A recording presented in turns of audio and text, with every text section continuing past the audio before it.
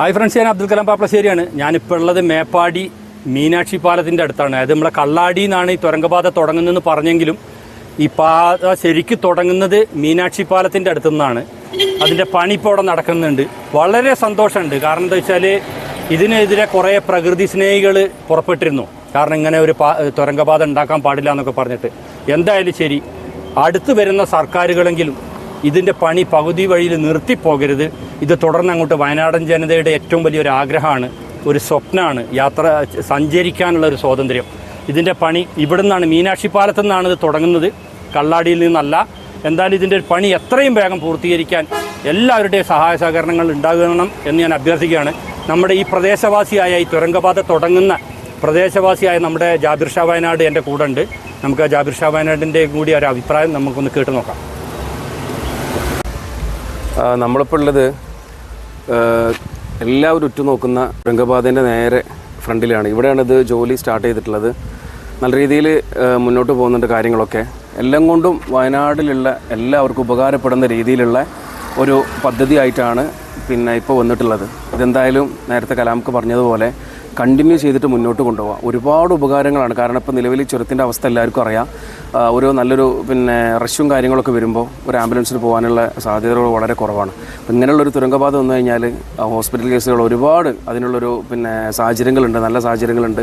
അതുകൊണ്ട് വളരെ പെട്ടെന്ന് തന്നെ ഇത് പൂർത്തീകരിക്കാൻ സാധിക്കട്ടെ എന്ന് ആശംസിക്കുകയാണ്. ഒരുപാട് പേർക്ക് ഗുണം കിട്ടുന്നൊരു കാര്യം കൂടിയാണ്.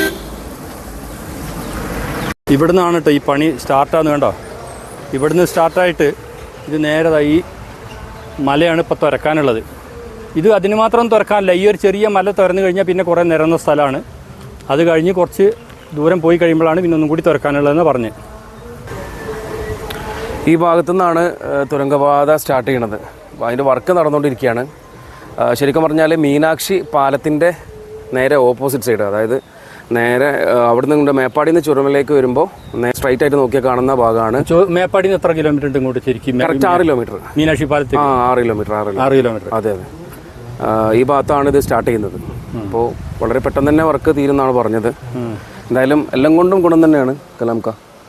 അപ്പോൾ എന്തായാലും നമുക്കുള്ളൊരു സന്തോഷം, നമ്മുടെ മീനാക്ഷി പാലം മുതൽ നമ്മുടെ കള്ളാടി ആനക്കാമ്പ് തുരങ്കപാതയുടെ പണി തീരുന്ന സമയത്ത് നമ്മുടെ പ്രകൃതി സ്നേഹികളുണ്ടായിരുന്നു. നമ്മുടെ ഈ തുരങ്കപാതയ്ക്ക് എതിരെ കുറേ സമരവും സത്യാഗ്രഹമൊക്കെ നടത്തിയ ആളുകൾ, അവരുടെ മക്കളോടൊക്കെ ഇപ്പം തന്നെ പറഞ്ഞു വെക്കണം, നമ്മൾ ഭാവിയിൽ നമ്മുടെ തലമുറയൊന്നും ഈ തുരങ്കപാത ഉപയോഗിക്കാൻ പാടില്ല എന്നുള്ളത്. കാരണം ഞങ്ങൾ വയനാട്ടുകാർക്ക് എന്തായാലും അത്യാവശ്യമുള്ളൊരു കാര്യമാണ് തുരങ്കപാത, അതുപോലെ ഒരു മെഡിക്കൽ കോളേജൊക്കെ. അപ്പോൾ ഞങ്ങൾക്ക് എന്തായാലും ഇതിനെതിരെ സഹകരിക്കാനേ കഴിയുള്ളൂ. ഇനി അടുത്ത സർക്കാരിനോടും പറയാനുള്ളത്, ഈ ഒരു സർക്കാർ, അത് ഈ സർക്കാർ തന്നെ തുടർന്ന് വരികയാണെങ്കിലും ഇനി അല്ല സർക്കാർ മാറുകയാണെങ്കിലും ഈ ഒരു പണി നിർത്തിവെക്കാതെ എത്രയും പെട്ടെന്ന് വയനാട്ടുകാർക്ക് പൂർത്തീകരിച്ച് തരണം എന്ന് മാത്രമാണ് നമുക്ക് ഇവരോടൊക്കെ അഭ്യർത്ഥിക്കാനുള്ളത്. തുരങ്കപാത സ്റ്റാർട്ട് ചെയ്യുന്ന സ്ഥലത്തുള്ള ഒരു കച്ചവടക്കാരനാണ് കേട്ടോ. എന്തായാലും നിങ്ങളുടെ പേര്? ഹമീദ് ഖാൻ. എന്താ ഹമീദ് ഖാൻ അഭിപ്രായം നമ്മുടെ ഈ തുരങ്കപാതയെക്കുറിച്ച്? തുരങ്കപാത ഇപ്പോൾ വരുന്നുണ്ട്. നമ്മളെ വയനാട്ടിലെ ഒരു ബദൽ ഡ്രോണാണ് വരുന്നത്. അതിൽ ഞങ്ങൾ ഈ നാട്ടുകാർക്കും ഞങ്ങൾക്കൊക്കെ വളരെയധികം സന്തോഷമുണ്ട്. ഇപ്പോൾ അതാ വർക്ക് നടന്നുകൊണ്ടിരിക്കുന്നുണ്ട്. ഇപ്പോൾ മുന്നോട്ട് തുരങ്കം ചെയ്യാൻ പോകുന്നിടത്തേക്കുള്ള വർക്ക് റോഡിൻ്റെ വർക്കാണ് നടന്നുകൊണ്ടിരിക്കുന്നത്. മെഷീനറീസൊക്കെ വന്നുകൊണ്ടിരിക്കുന്നത് കേട്ടോ. നമ്മൾ ഈ തുരങ്കപാതയുടെ ആവശ്യത്തിനുള്ള മെഷീനറീസൊക്കെ വണ്ടികളിൽ ഇങ്ങനെ വന്നുകൊണ്ടേയിരിക്കും.